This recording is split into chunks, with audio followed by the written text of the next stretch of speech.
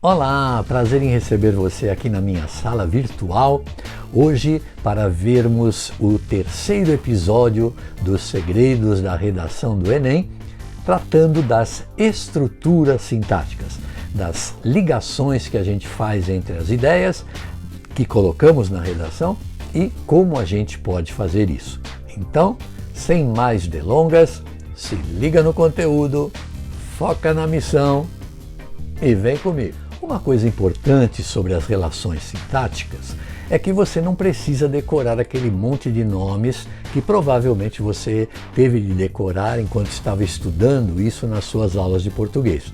O mais importante é como você usa isso, de que maneira isso pode contribuir para você chegar até a nota 1000. Então, o que eu vou mostrar para você agora é exatamente essa articulação. O que são as relações sintáticas e como você as aplica. As relações de diálogo entre as pessoas e as instituições e as instituições entre as instituições são relações que nascem de interações comunicativas, quer dizer, você tem uma intenção qualquer e você, evidentemente, vai ter que satisfazer essa intenção e o que você precisa fazer?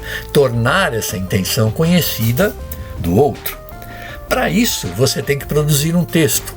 E esse texto pode ser verbal, utilizando só palavras, não verbal, utilizando imagens, figuras, gestos, gráficos, ou então misto, utilizando as duas linguagens. Ora, é o texto que faz a intermediação entre a relação chamada de dialógica ou de diálogo entre o emissor e o receptor. Então veja, assim que você produz o texto, você manda para o seu receptor ou o público. Ou seja, você estabelece aí uma relação de diálogo. Quando você escreve a sua redação, você manda essa redação para um receptor que é quem vai corrigir esta redação e vai criar com ele uma espécie de relação dialógica. E aqui vai o primeiro segredinho. Aonde estão as estruturas sintáticas? Ora, as estruturas sintáticas, elas formam o texto que nós chamamos de texto verbal. E essas estruturas sintáticas, elas vão estar ou vão compor frases, orações e períodos, que por sua vez vão compor os chamados gêneros textuais, não é? Então, o que nós sabemos é que as estruturas sintáticas não nascem também à toa. Elas fazem parte de um plano maior, que é passar uma intenção de maneira correta para que você seja entendido pelo seu receptor. E no caso da redação, esse processo é particularmente importante. Conforme já dito, as estruturas sintáticas compõem as frases, as orações e os períodos. Ora, o que é uma frase? A frase é qualquer enunciado ou construção que faça sentido para quem ouve. Você pode ter verbo ou não. Então, por exemplo, bom dia. Bom dia faz sentido para quem ouve e fala português, né? Claro. Dia nublado, porém sem chuvas hoje. Ora, o que você tem aí são frases que não têm verbos, mas comunicam alguma coisa. As frases podem ter um tamanho maior. Quando você diz, por exemplo, por favor, quero um pão com manteiga e um café. Ela chegou, sorriu e cumprimentou os colegas. Ora, só que você já aprendeu que quando as frases têm verbos, elas são chamadas de oração.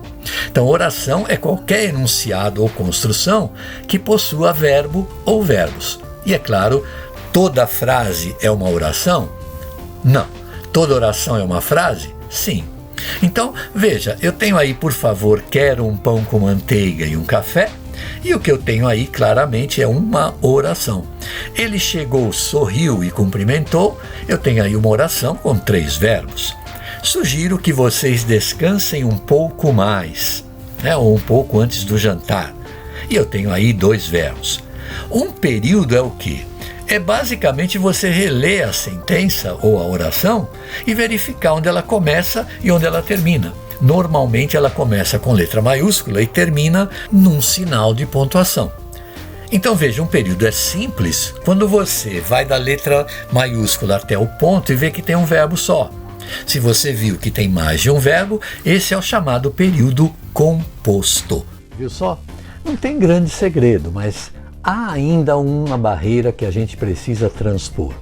As estruturas sintáticas estão dentro de cenários maiores, que a gente chama de processos sintáticos. Os processos sintáticos são exatamente as duas maneiras que nós temos para ligar qualquer oração a outra. O primeiro deles é a coordenação e o segundo é a subordinação. E eu vou explicar para você isso muito tranquilamente, de forma fácil e prática. Lembrando que processos sintáticos são as duas maneiras que você tem de ligar todas as orações que você tiver num texto qualquer.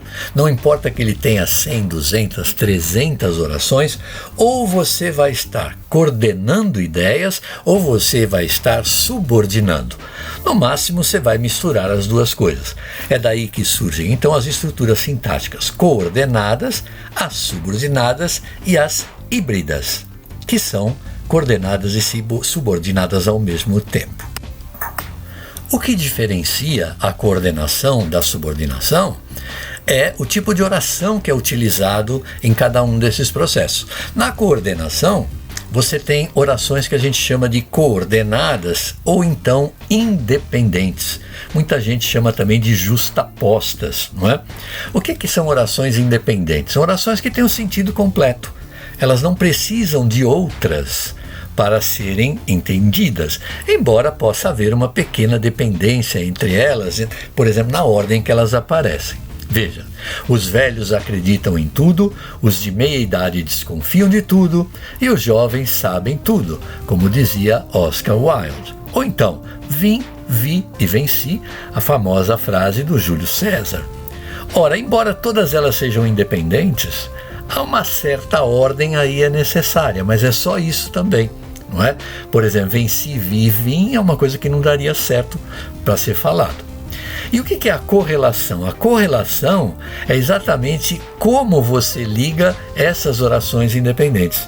Ou você liga por sinais de pontuação, que a gente chama de assindéticas, ou por meio dos conectores ou conjunções, que são os sindetons. Não é? Daí, a oração que é ligada à outra por uma conjunção é uma oração coordenada sindética. A coisa mais importante, no entanto, nessa correlação é que toda correlação atribui um valor ao que você está dizendo. Então veja, o que é esse valor? Observe. Marcelo tira notas baixas na redação, mas não toma providências quanto a isso. Ora, isso é uma oposição, não é? É uma contradição, porque se ele tira notas baixas, ele deveria fazer. Então, esse valor que está por trás é que é importante. Veja, estudamos pouco, portanto, não teremos sucesso na prova. Ora, isso é uma conclusão. Se eu estudo pouco, é lógico que eu não vou conseguir uma boa nota. Então, a coisa mais importante nessa correlação coordenada são os 5 valores que você tem aí. Os de adição, oposição, alternância, explicação e conclusão. Na adição você conhece os conectores, e, nem, e, também, não só, mas também, não apenas, mas também, não apenas, mas ainda, assim como.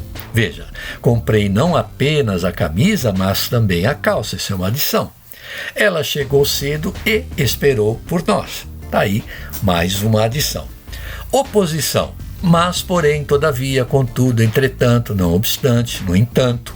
Tínhamos muito tempo, mas não o aproveitávamos. Não é? Isso é uma contradição, é uma oposição.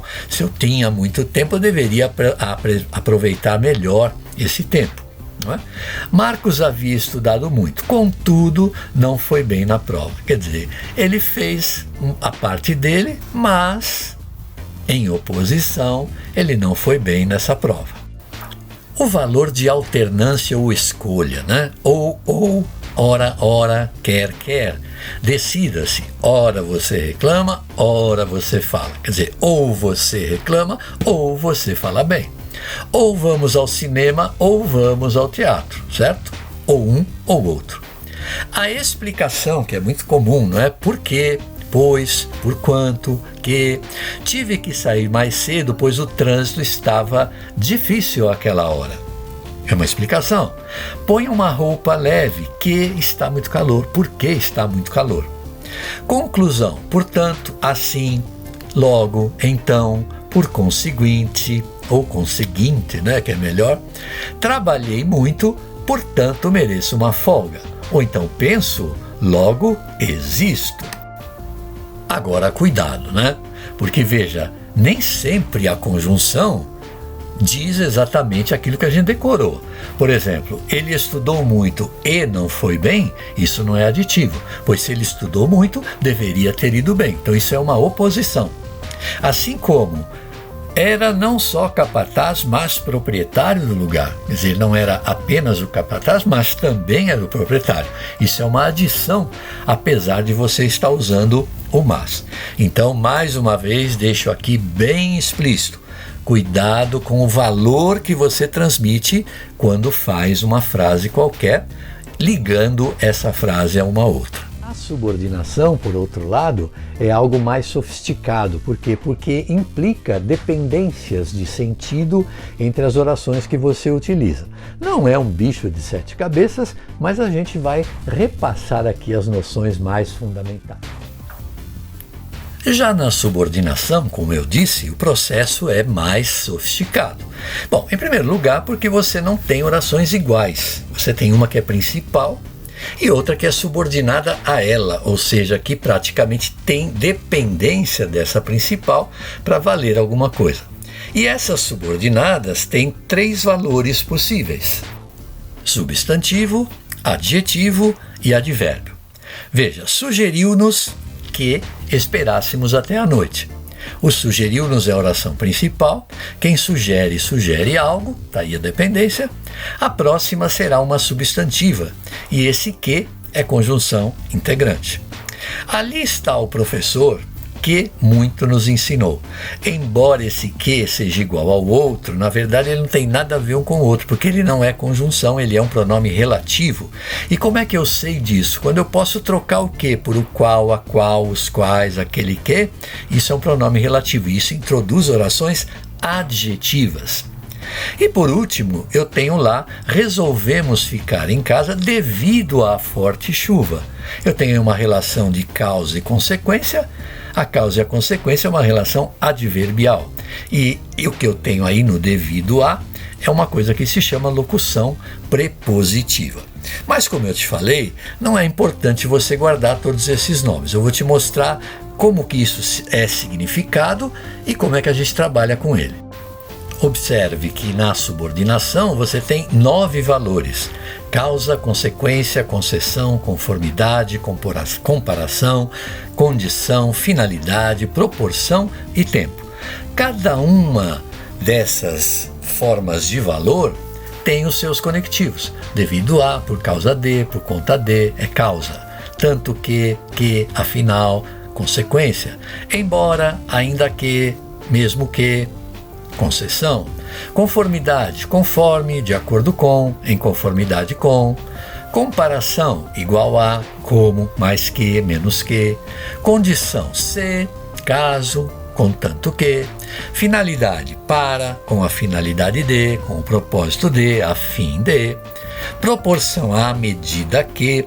Quanto mais isso, mais aquilo. Quanto mais isso, menos aquilo. E, por último, o tempo. Quando, tão logo, assim que, logo que. Então a identificação desses conectivos é importante, mas mais importante é você saber que eles transmitem um determinado valor. E claro, aquele momento pelo qual todos estavam esperando, que é afinal, vamos praticar isso ou não? Então eu vou mostrar agora para você tudo que a gente acabou de ver na prática, mas de uma maneira útil, ou seja, eu vou mostrar a você como a coisa está mal estruturada sintaticamente e como melhorar essa estruturação. Vamos lá? Fica aqui uma dica muito importante. Sempre que você for colocar 2 frases juntas, procure fazer ou estabelecer uma relação de valor entre elas. Esses valores todos que a gente viu, adição, oposição, concessão, condição, etc. Veja, em vez de escrever que a igualdade de gênero é muito importante, devemos todos apoiar isso, né? Isso é um clichê, todo mundo fala desse jeito. Tá genérico, não tem nenhum apelo. Mas se você colocasse definição e conclusão, condição ou concessão, isso teria um outro sentido. Veja, a igualdade de gênero é um princípio fundamental que busca eliminar as diferenças entre homens e mulheres em todos os aspectos da vida. Deve, portanto, ser um objetivo prioritário de todos. Ou seja, você define e dá uma conclusão. Deve-se ter a igualdade de gênero como objetivo importante, caso se pretenda eliminar as diferenças entre homens e mulheres em todos os aspectos da vida, colocando aí uma condição. Ou então, embora não seja considerada por muitos como objetivo prioritário, a igualdade de gênero é um princípio fundamental, pois busca eliminar as diferenças entre homens e mulheres em todos os aspectos da vida. Percebeu? Quer dizer, você, em vez de falar uma coisa direta, insossa, né? Você coloca um valor que você vai ver que muda muito. Veja, em vez de o trabalho infantil não está certo, mas existe a desigualdade social, está muito mal escrito, né? Não tem relação entre as orações. Mas você poderia criar.